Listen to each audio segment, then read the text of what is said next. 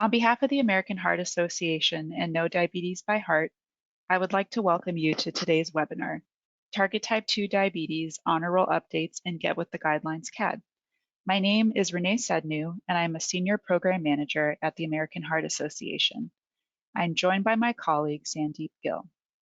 Before we begin, I'd like to review how to use this webinar platform for today's event. If you'd like a copy of the presentation, you can download a PDF in the Handouts section of your attendee control panel. If you experience technical difficulties, most user issues can be resolved by refreshing your browser. If that does not work, please contact the GoToWebinar customer service team found in your confirmation and reminder email. If you require live captioning services during the webinar, please visit the link in the audience chat. At the conclusion of today's presentation, you will receive a link to access the recording as well as an invitation to complete our feedback survey.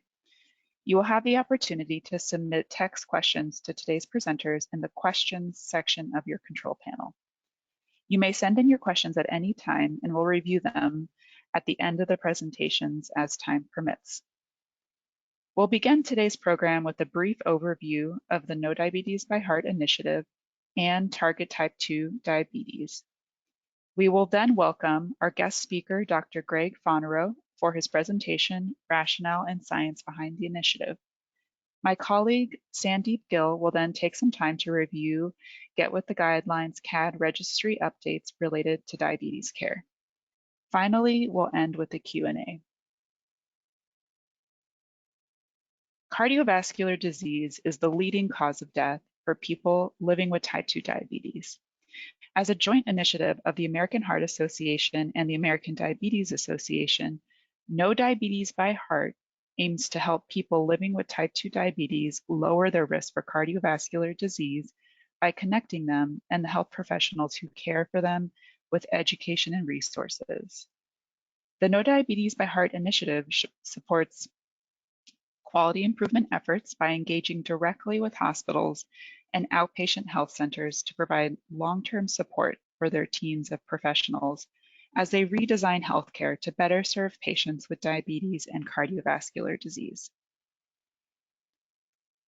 American Heart Association's Target Type 2 Diabetes is a component of this broader initiative that aims to ensure patients with type 2 diabetes receive the most up-to-date evidence-based care.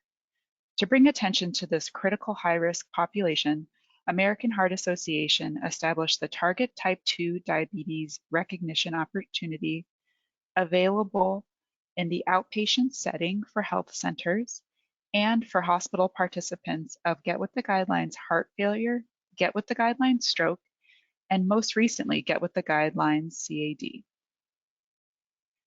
We are excited to share this new award opportunity in Get With the Guidelines CAD with all of you today.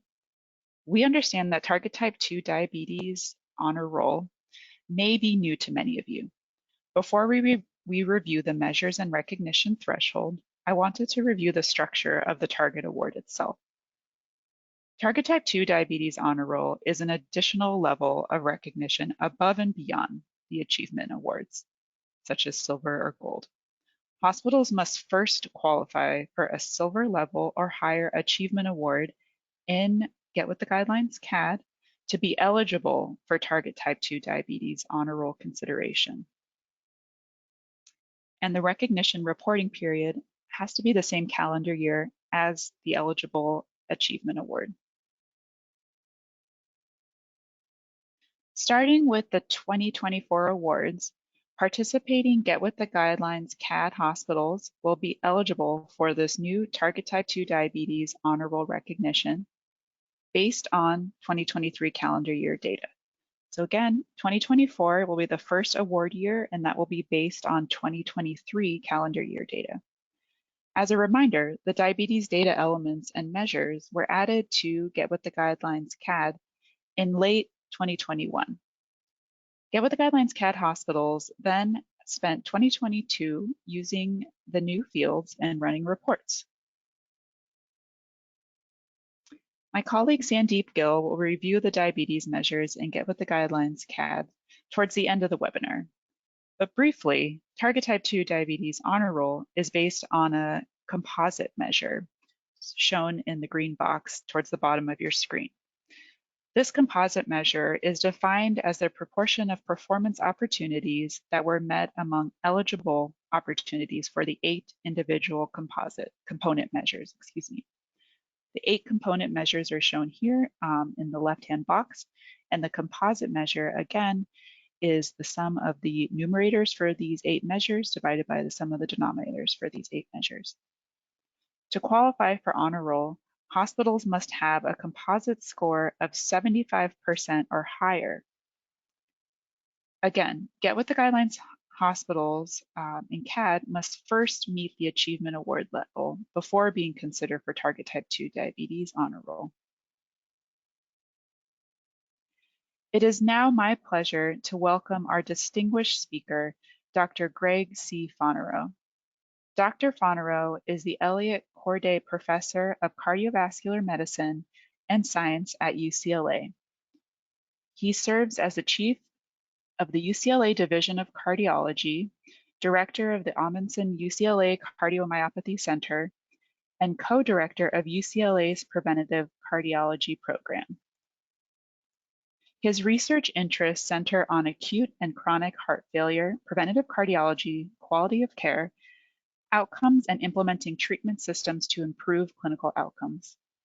Dr. Fonarow has published over 1,400 research studies and clinical trials in heart failure, disease management, preventative cardiology, and outcomes research.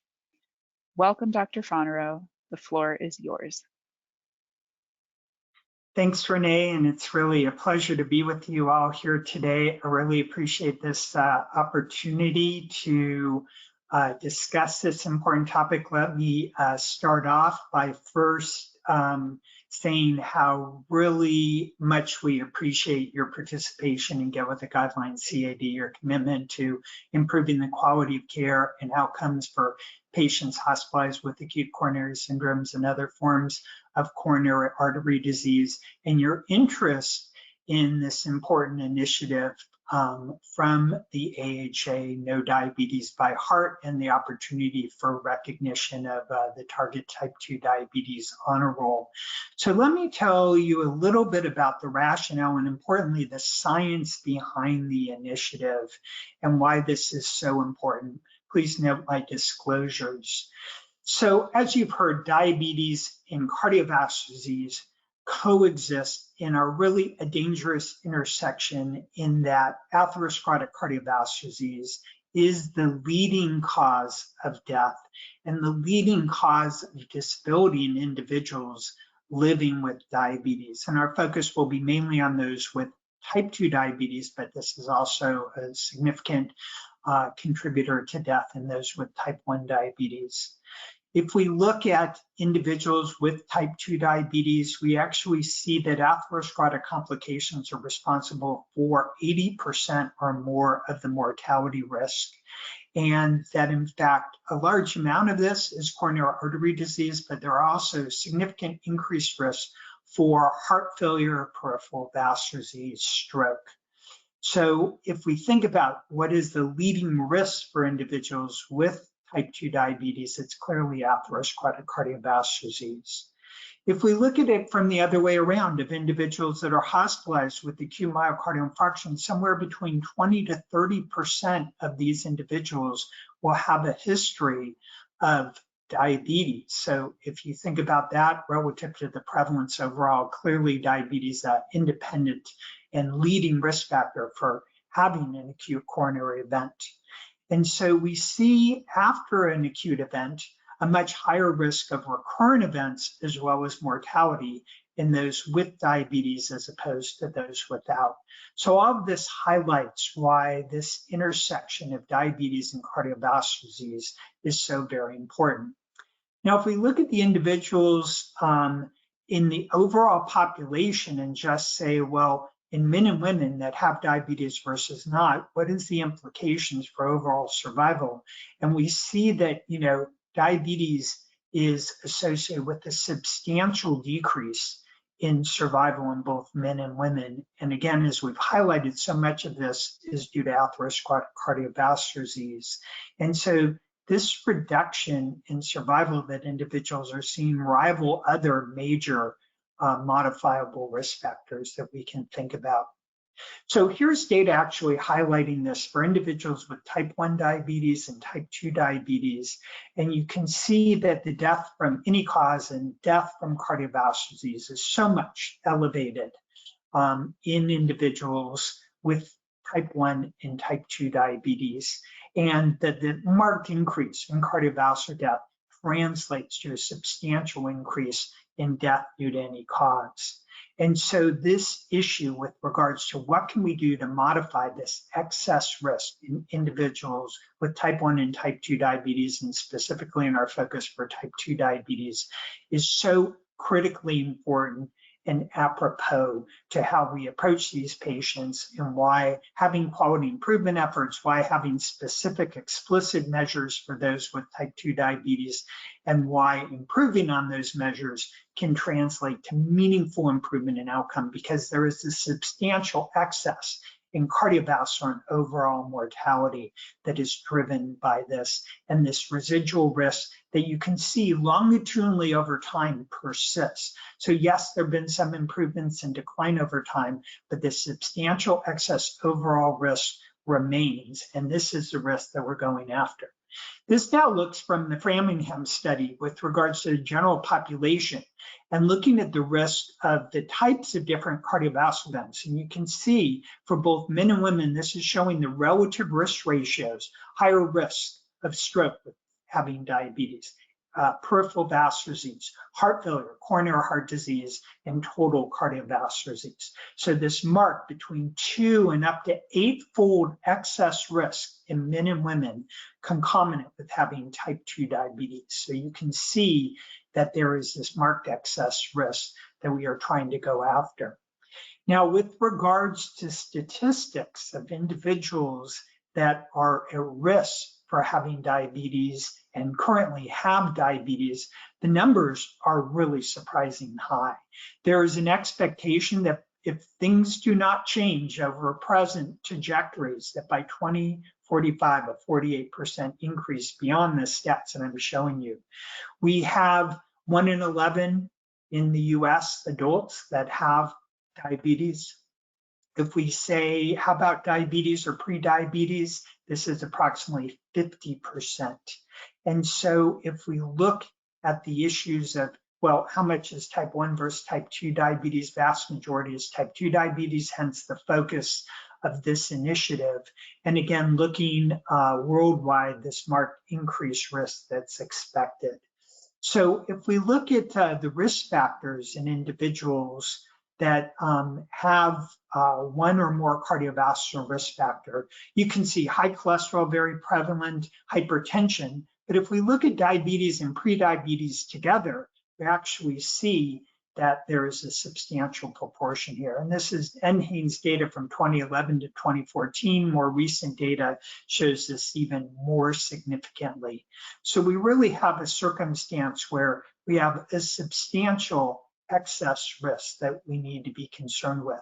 Now, beyond those that are aware they have diabetes, treated and controlled, the largest proportion are actually treated and not well controlled.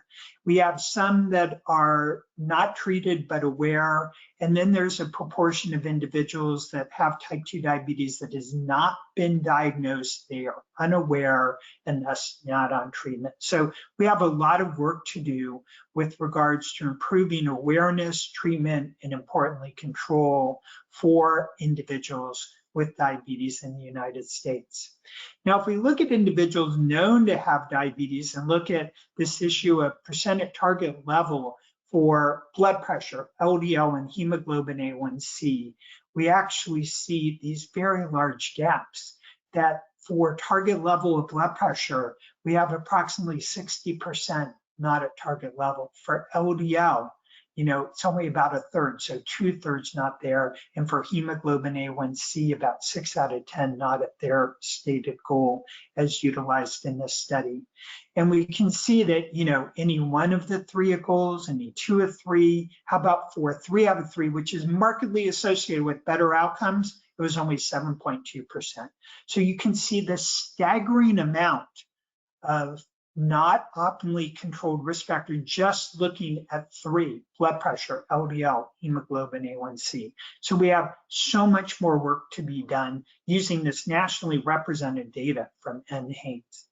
Now, with regards to looking at this with further aspects of the event risk, so the risk reduction at target levels among those with each of these measures, you can see the further data illustrated here, and the percent lowered adjusted risk if all 3 risk factors were controlled compared to lesser control, 62% reduction in risk. So we're talking huge benefit, but large gaps. And if we could bridge those gaps, then tremendous number of event reduction. So the number and rate of hospitalizations that are occurring in individuals for selected causes, you can see are staggeringly high among individuals with diabetes and major cardiovascular disease, ischemic heart disease, stroke, and relatively lesser for complications like, say, diabetes-related ketoacidosis. So, hospitalization represents this tremendous opportunity to improve the care and outcome for patients with diabetes by taking that advantage of when hospitalized to look at their risk factor control to potentially initiate key evidence-based therapies, make sure modifiable risk factors being controlled, and if hospitalized with ACS, that all optimal therapy for ACS, whether you have type 2 diabetes or not, is implied, but then also diabetes-specific therapy. Now, what we know is targeting just a single aspect of care, like optimizing hemoglobin A1C alone, is not entirely sufficient, that the multifactorial management of the cardiovascular risk factors is far more beneficial than targeting just any single risk factor or just trying to optimize glucose control. And so that is why multifactorial management of all of the cardiovascular risk factors that are established is considered in the national guidelines and international guidelines to be the standard of care of patients with type 2 diabetes. So blood pressure alone for individual type 2 diabetes and hypertension, a blood pressure target less than 130 systolic and less than 80 diastolic is there. Now, there are some preferred treatments, ACE inhibitor ARB, that specifically can be utilized in this patient population, as well as the other therapies. For those more than 10 millimeters from goal, dual therapy can be considered frontline. With regards to LDL lowering, we know in individuals with type 2 diabetes have remarkable benefits with LDL reduction. For individuals with ACS, individuals with stable CAD and type 2 diabetes, high intensity statin, if at high risk, is recommended, and even consider combination therapy. Glucose control, targets for hemoglobin A1C should be individualized. This is really important, generally aiming for less than 7%, but should be individualized. And then there are a number of therapeutic options that can be used, but when ASCVD is present or if heart failure present, there are specific therapies that are favored, and we're going to go through this. And of course, lifestyle modification critically important. So getting to a healthy body weight, smoking cessation, so the diet, the physical activity, behavioral therapy are all important components here. So all of this should be remembered and thought about as we are caring for these individuals and as we apply our evidence-based therapies. So the management of these cardiorenal metabolic conditions are really critically important. So thinking about the heart, thinking about the pancreas and the metabolic system, thinking about the kidneys. And so we have a variety of therapies that can be applied, but there are certain ones that are going to provide more optimal outcomes for our patients. Now, if we look at the agents that were initially available, sulfonylurea, metformin, insulin, and other agents, And there were a number of trials that were done and looking at individuals at risk and randomizing them for their type 2 diabetes to more intensive versus less intensive glycemic control. And the bottom line was these were really disappointing studies. For major cardiovascular events, limited benefit. If you pull them all together, maybe you can tease out a 9% relative risk reduction. For all-cause mortality, going in slightly wrong direction, no significant difference whatsoever. So this idea of more intensive control with those kind of initially available agents to these patients, the benefit, if at all present, was limited for macrovascular events. Now, microscopic events, potentially microvascular events. So, evolution and treatment had been, try intensive multifactorial control of the cardiovascular risk factors, you can get far greater benefit. And if we look at intensive versus conventional control, and this means aggressive control of lipids, of blood pressure, and so forth, and behavioral modification, that you can see very large benefits here, 45% relative risk reduction with more intense control and benefits occurring relatively early. Now, there has been an evolution in agents, though, going beyond like the DPP-4 inhibitors to then getting to GLP-1 agonists and SGLT2 inhibitors. And you can see the timeline of the major randomized clinical trials, but remarkably showing compared to placebo, cardiovascular benefits. Originally, a trial was done for cardiovascular safety, but remarkably, we can improve clinical outcome explicitly with the SGLT2 inhibitors and GLP-1 receptor agonists. So let's just briefly go through the mechanisms and what distinguishes these agents. So the effect of GLP-1 receptor agonists on the cardiorenal metabolic systems, you can see with regards to insulin secretion, glucagon suppression, natriuresis, diuresis are all impacted. This can decrease cardiac and vascular inflammation, favorable effects on the coagulation system, may stabilize or improve LV function, decrease postprandial lipids, and what's been observed in randomized clinical trials demonstrated reduction in cardiovascular events, favorable effects, blood pressure, body weight, hemoglobin A1C. So a variety of agents have impacted hemoglobin A1C, but this class of agent actually has cardiovascular event reductions that have been demonstrated. Now, the SGLT2 inhibitors work through a variety of mechanisms. They do improve glucose excretion, natriuresis, diuresis, but they also have direct effects on the kidneys, indirect effects on the kidneys, indirect effect on the heart. There's sodium hydrogen exchange inhibition. There's favorable effects on iron, hemostasis. There's improvement in endothelial vascular function, mitochondrial function, a whole variety of mechanisms. If we put this together, there are reduction in cardiovascular events, stabilization and improvement over time in kidney function, reduction in blood pressure, body weight, hemoglobin A1C, but dramatic reductions in heart failure hospitalizations, heart failure mortality have been seen with this class of drugs. So when we look at what the clinical trials have shown, this is a trials summarizing the major cardiovascular outcome trials, looking at SGLT2 inhibitors and GLP-1 agonists, looking at some of the major trials. And what you can see with regards to major adverse cardiac events, so the ASCVD events, that we can see there were reductions with SGLT2 inhibitors in many of the trials. There's been a little bit more mixed result, but the majority of the GLP-1 receptor agonist trials have shown reduction in events. So impressive that both of these classes of drugs have been able to achieve reduction in MACE events. Now, if we look at heart failure outcomes, so hospitalization for heart failure, this very significant and large reduction with the SGLT2 inhibitors across trials. GLP-1 receptor agonists more neutral, but some hints for benefit in at least 2 of the trials, but not of the magnitude of what we've seen with the SGLT2 inhibitors. But certainly for our patients with coronary artery disease, these remain then drugs that we would like to consider. Now, what about cardiovascular death? And here with SGLT2 inhibitors, EMPA-REG outcome, large impact canvas, a trend, declare more neutral. Pioneer 6 with oral semaglutide, a large effect, leader with liraglutide, very nice effect, and trends in the other agent trials. So we're really seeing favorable effects or trends with regards to these analyses.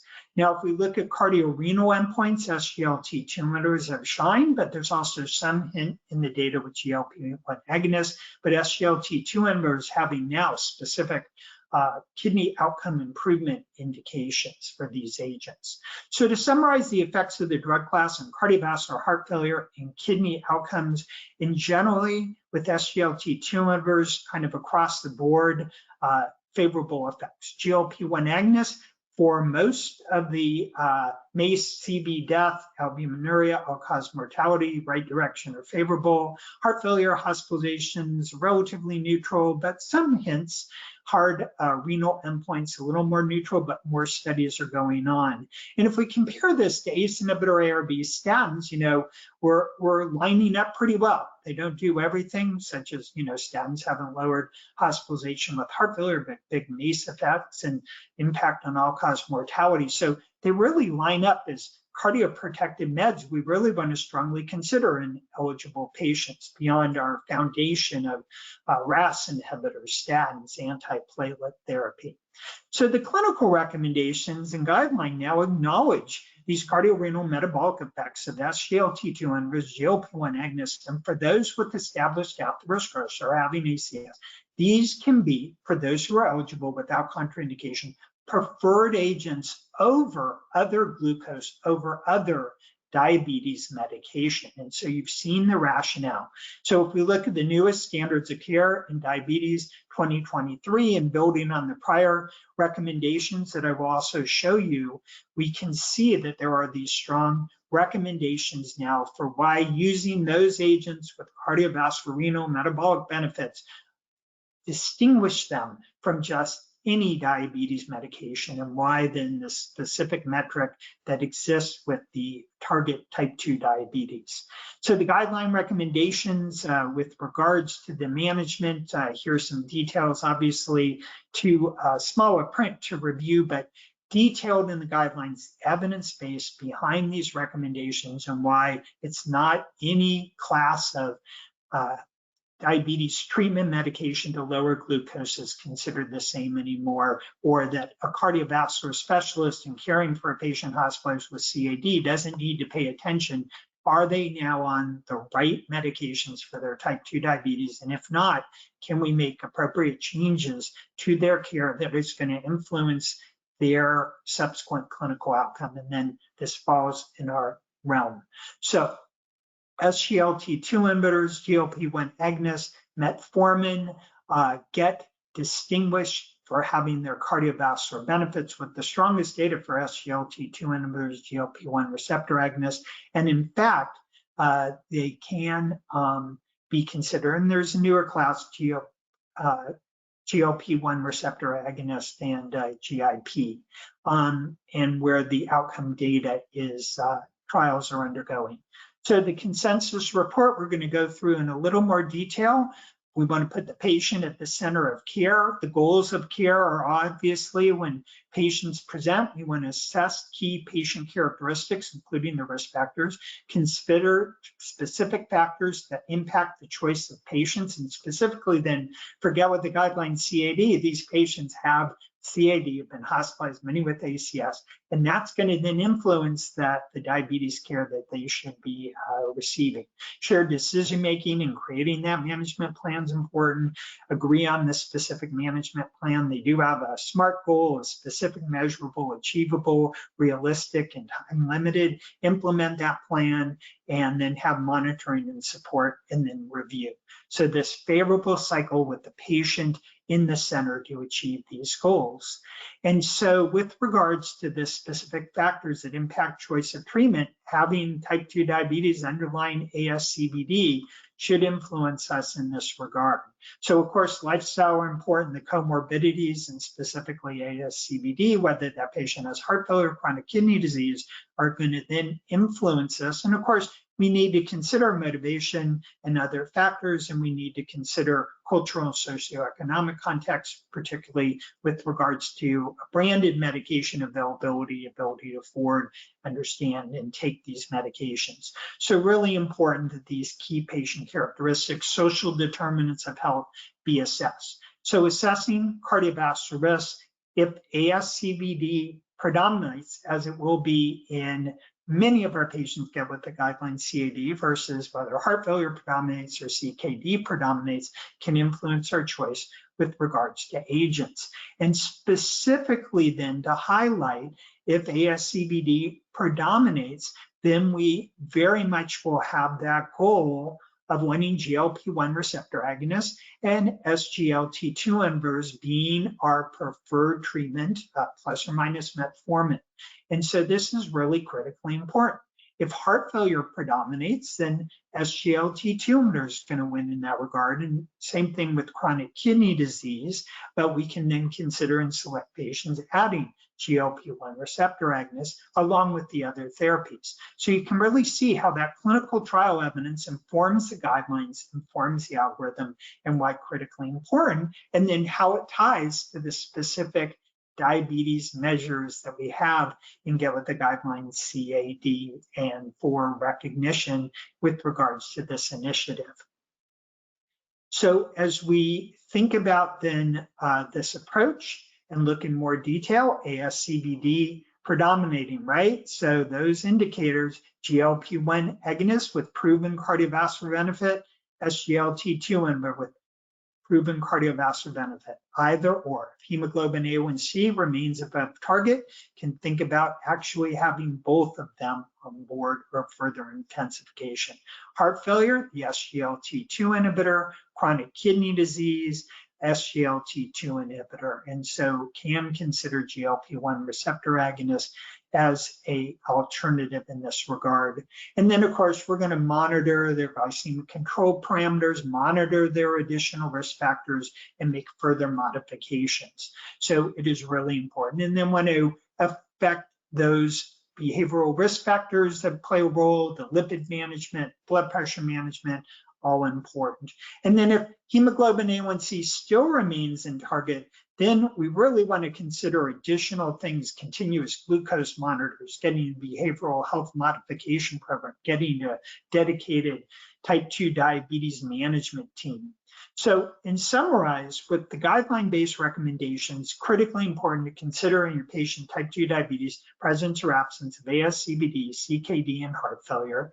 And then in those ASCVD patients, right, the patients we have and get with guideline CAD, got the preferred recommendation, GLP-1 receptor agonist or SGLT2 inhibitor is recommended. So in the guidelines, and then ported into the quality measure that we have for the recognition. And then in patients with heart failure, SGLT2 inhibitor, and then chronic kidney disease with or without ASCVD, consider SGLT2 inhibitor, and you can add in additional use of the GLP-1 receptor agonist as needed. So key points to emphasize: updated evidence and guidelines over the last 2 years shifts the focus beyond just, oh, I can leave the diabetes management to, whoever is on outpatient basis treating their type 2 diabetes. Patient comes in, ASCVD event, their management of their type 2 diabetes needs to change, their choice of meds need to change, preferably in the hospital, and why there's measures by time of discharge that these be actually addressed and not deferred to just on an outpatient basis. And it's why then we have the metrics and measures, and why this is such an important component then for our patients that are hospitalized with ASCVD events, hospitalized within get with the guidelines with regards to these patients. So I really hope this information has been helpful to you.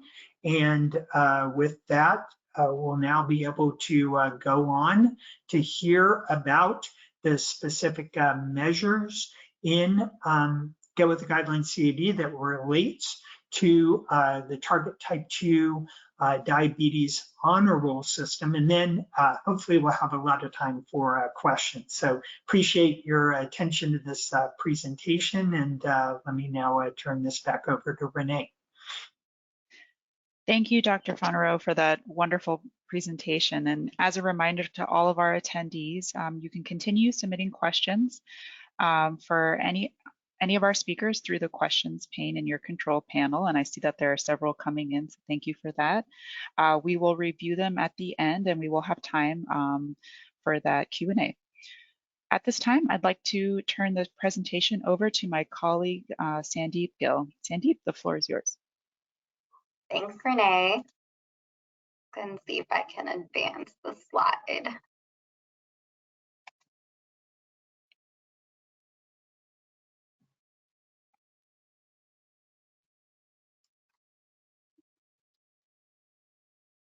There we go.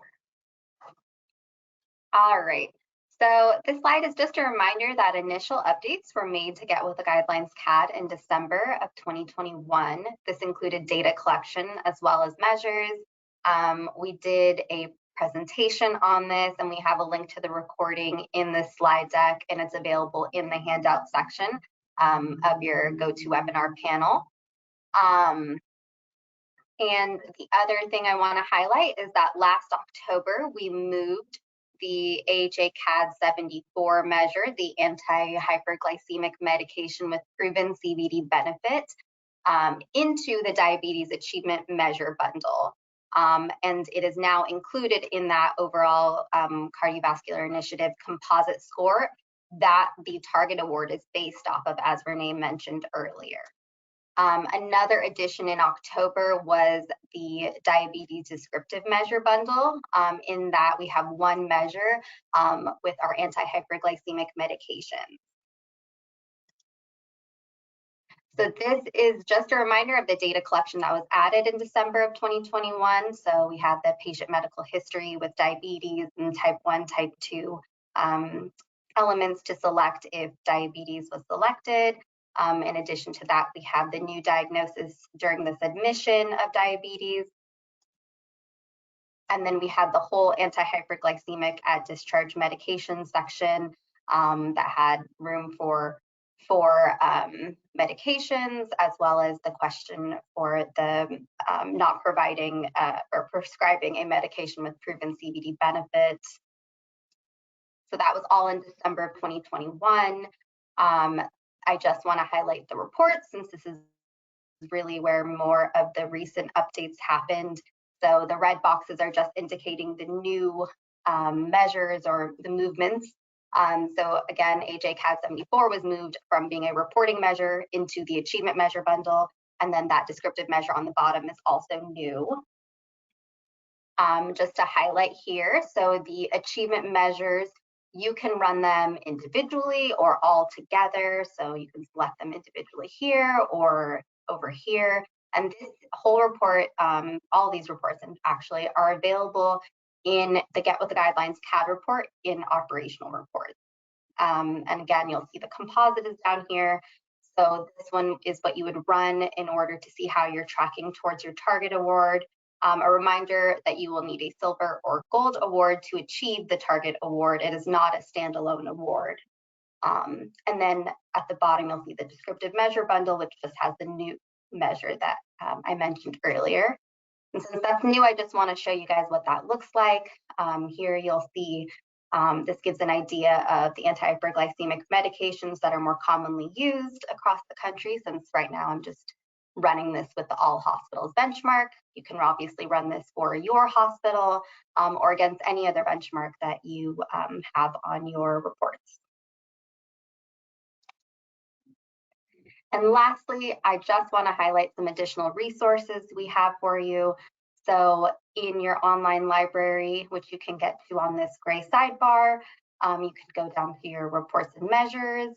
And from there, you'll see that we have a diabetes measure bundle, measure bundle description. And in there, you'll find your inclusion, exclusion criteria, just like we have for our other measures. And you'll see that in the latest one, there's some yellow highlights that corresponds to the updates that I just mentioned that happened in October. So the new descriptive measure, moving the AHA-CAD 74. So just highlighting any changes that happened from the initial iteration of that document. And as always, please reach out to your QI consultant if you have any questions. Thank you, Renee. I'll pass it back to you for questions. Thank you, Sandeep. So we will now move to the audience Q&A portion of the program. And as a reminder, you can still submit questions for our presenters through the questions pane. I'm just going to keep the slide here. So Dr. Fonarow, let's start with there are quite a few questions about kidney health. Wondering if you can speak to the UACR targets and elevated cardiovascular disease risk. Yeah, so it's really interesting and also complex, especially in the setting of, if we think about Get With The Guidelines CAD, in the standpoint of these patients presenting then with ACS, there may be some fluctuations in their renal function as therapies are being initiated, as they're going under cardiac catheterization, being hydrated and otherwise. But what is really essential is just looking at estimated GFR alone is not sufficient to get an adequate picture of kidney health, the risks that these individuals face, that it is recommended in all individuals with type 2 diabetes that urinary albumin creatinine ratio, microalbuminuria, or overt proteinuria be assessed. So that quantification, less than 30, 30 to 300, greater than 300 for the categories. And that KDIGO heat map that basically shows as a function of estimated GFR and the urinary albumin creatinine ratio, that data can estimate then that risk for progression of kidney disease, as well as risk of cardiovascular events and heart failure. So an adequate characterization of these individuals comes from that.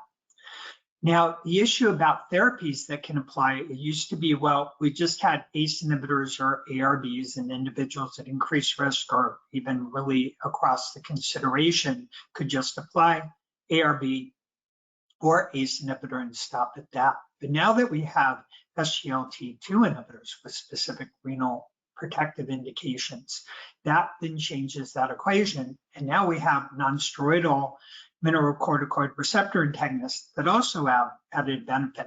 So this has gotten more complex in that regard. In addition, we know when we start ACE inhibitor ARBs, you can get an initial rise in creatinine or drop in GFR, and that will often prompt clinicians to hold the dose, or decrease the dose, or not continue, even though in the intermediate and long term, these agents are renal protective and block progression onto dialysis or death. And the same is true with SGLT2 inhibitors in that regard.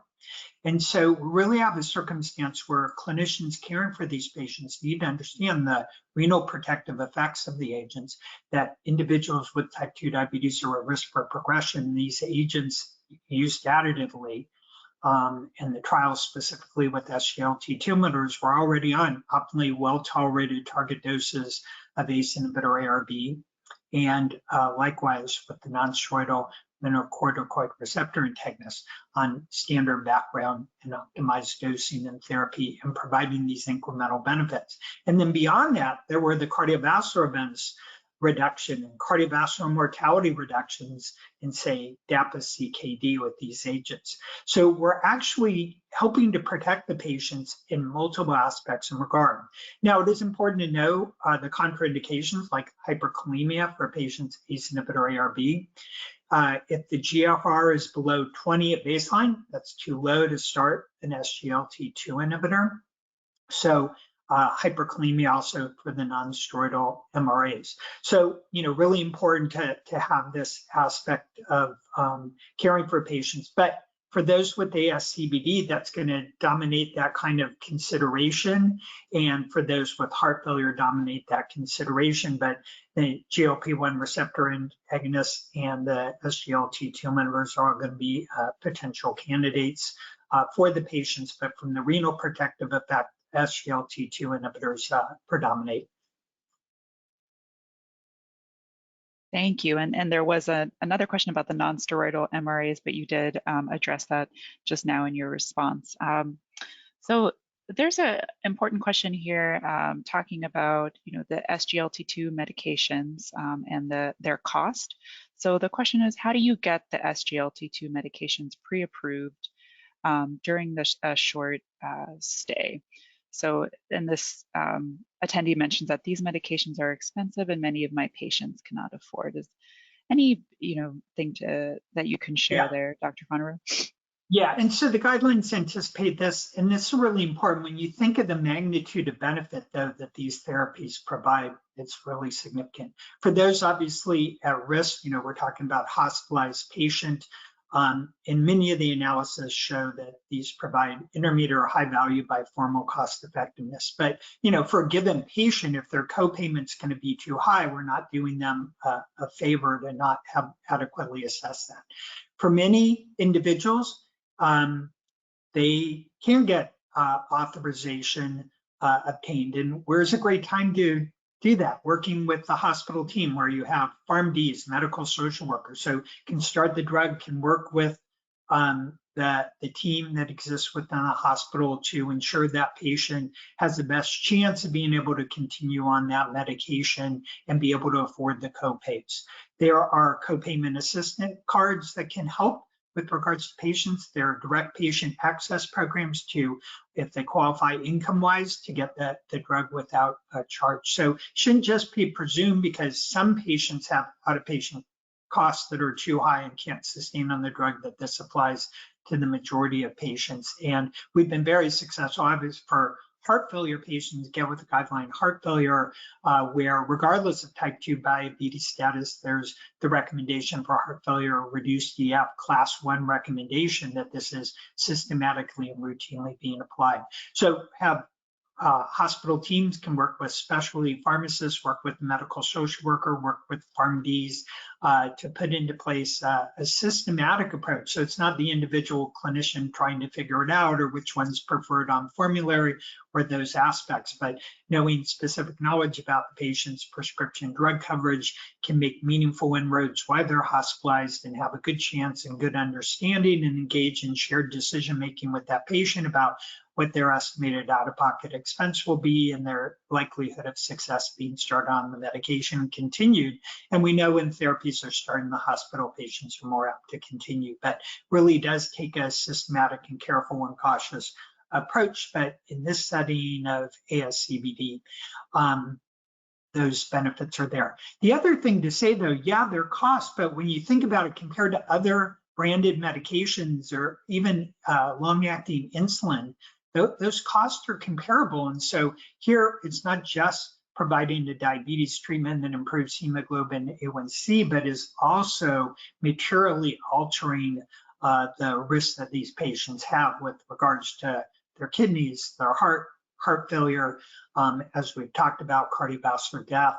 And so, really meaningful differences in outcome to where it is worth that additional effort for, say, a medication where we really don't have the data that demonstrates that, the really significant and meaningful improvements in outcome. And we talked about SGLT200, but same thing with regards to the GLP-1 receptor agonist or the newer agents where, there may be formulary restrictions, there may be high out-of-pocket expense and co-payments, and addressing that as part of the management of these patients really important. The last thing though we don't want to do, we'll just punt this to outpatient, because then it just can completely overlook, and a busy clinician, their outpatient practice isn't going to be able to necessarily navigate it as well as you could in the hospital, and the message sent to the patient, the outpatient clinician, obviously not important, left to outpatient, this obviously isn't a priority as part of their hospitalized, care.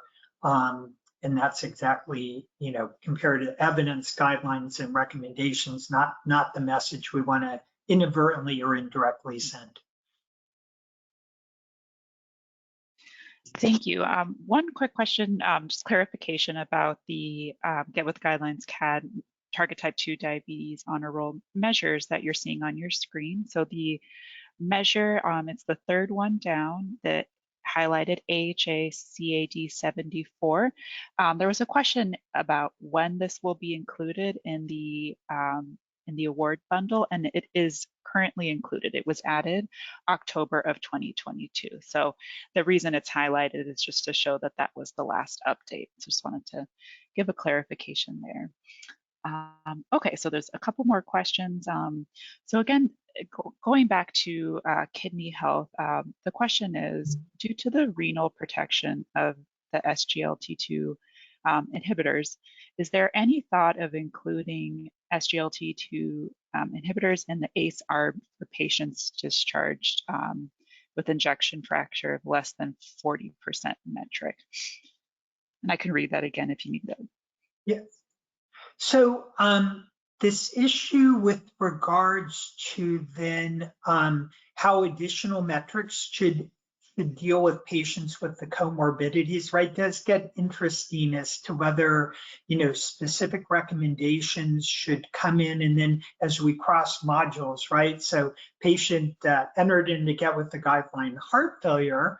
That patient, has a class 1 recommendation to be on an SGLT2 as a treatment of their heart failure. Now, the issue of specifically a lower EF from ACS, and in the absence of type 2 diabetes, those trials are ongoing, right? To see whether AMI with LV dysfunction, whether there can be a benefit that goes beyond like what we know for beta blockers, what we know for ACE inhibitor ARBs, what we know for MRAs, of routine use of a SGLT2 inhibitor with or without type 2 diabetes. Now, you could say, well, if they've got type 2 diabetes and reduced LVF, should you be treating? Well, if it's due to ASCVD, well, we're already kind of covering it with the anti-hyperglycemic medication with proven cardiovascular benefit. But the measures may evolve certainly as the data evolves. But it's a really good question about, well, as we're trying to factor in these things, how do you account, that patient that has, some underlying chronic kidney disease, also has type 2 diabetes, also has ASCVD, and we're saying, on these predominants, well, a lot of that comes into, well, here are the medications of proven cardiovascular benefits, the two classes, and which do you choose among the two, which is why we have flexibility in the current measure rather than dictating. Though, if we move over to the type 2 diabetes honor roll recognition measure for get with the guideline heart failure, there we do have SGLT2 members explicitly preferred. And then as we move to just a general heart failure measure with or without type 2 diabetes, heart failure reduced EF, no contraindication, being discharged on SGLT2 inhibitor as a quality metric. We also have a quadruple therapy metric. So, the measures match the evidence, the guidelines, and are structured that way, but you can certainly think of and propose, could there be additional measure constructs to take into account multiple morbidity as well as the differential benefits of these drugs? And even for chronic kidney disease, you could begin to think about, a triple measure that involves, are they discharged on ACE inhibitor ARB, SGLT2 inhibitor, and a non-steroidal mineralocorticoid receptor antagonist. So those three are all renally protective additive benefits, and you could think about, such a measure as the guidelines and evidence evolve of, triple therapy kidney protective measure. Thank you. So just two more questions here, and this is, really excellent engagement for our attendees, so we appreciate your questions. Can you talk a little bit about chronic kidney disease screening, kind of on the inpatient setting, and particularly for those at-risk patients like those with diabetes? Yeah, I think so. What's really important is looking back through, well, what prior tests have been done, right? When the patient was stable outpatient, was their assessment? Did they have assessment for microalbuminuria? What is their trajectory with regards to eGFR? Because I think that can provide you really valuable insight.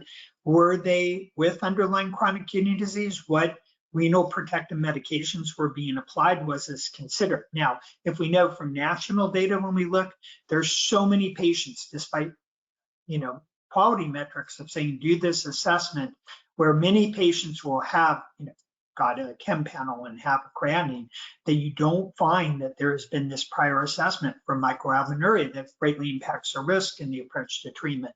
So if you look back and they already had indications, you can utilize that important information to inform your decision making. If there hasn't been an assessment, you can conduct that during that hospitalization, recognizing there may be some factors that are going on with their other management, their other exposure that may influence that, or make a plan for that assessment in the early outpatient period, and then utilize that information then as you're refining your management plan. But I think what's, critically important here is that is, the degree of renal impairment, the degree of microalbuminuria are independent risk factors for that patient's risk and progression. And those at higher risk are going to derive even greater benefit from the medications and therapeutic approaches that we've talked about. So this is just so critically important to think about. The way that, a patient comes in and we're assessing their, extent of damage from the acute coronary event. What's that ejection fraction? It's really important to note. Gives us prognostic information, has differential treatment. Same thing with regards to, understanding beyond just what is GFR. We need to know, has there been enough impact on that glomerular filtration system? Are they releasing into the urine, a low level of albumin in a way that indicates that patient's at higher risk, or is there, even overt proteinuria? These are critical factors.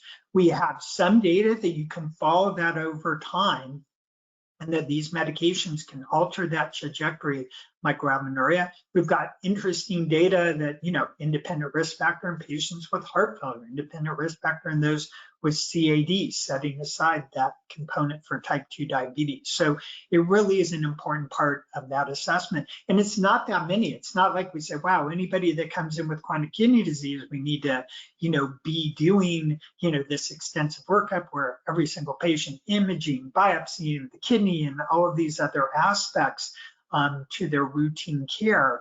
It's just a few tests put in the proper clinical context. Now, there may be some patients where there is an unclear etiology for their underlying renal disease, to where, nephrology consultation and further workup are going to be really important. But as part of our standard assessment in those individuals with type 2 diabetes, that we need to assess the renal function with the 2 tests, and then, most informed put that together in the KDINGO mapping, and you can categorize that patient's classification of their extent of renal disease, as well as then recommended therapies and their risks for subsequent progression. Thank you. And we're going to close with just one final question. Our attendee here says that, I've heard many patients with diabetes say that they've been told to lose weight as first-line treatment, no matter their current diet and exercise routine.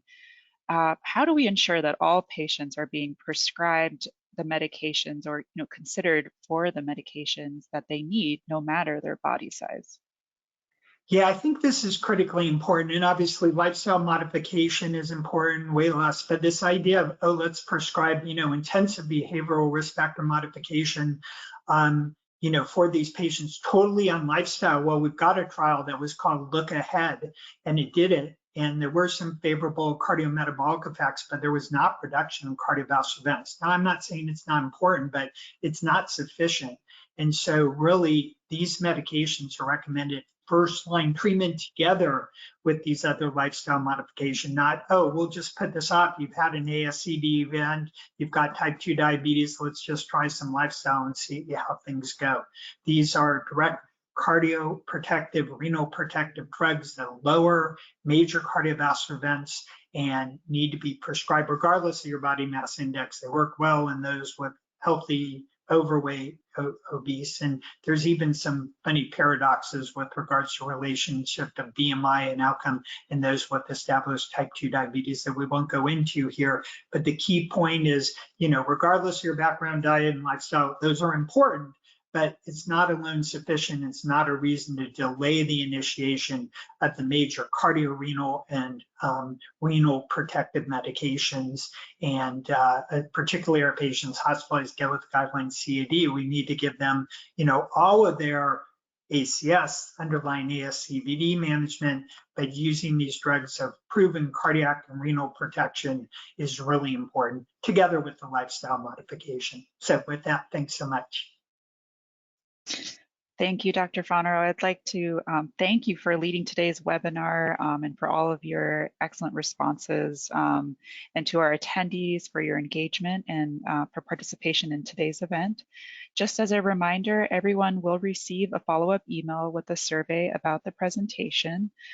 We'd really appreciate your feedback.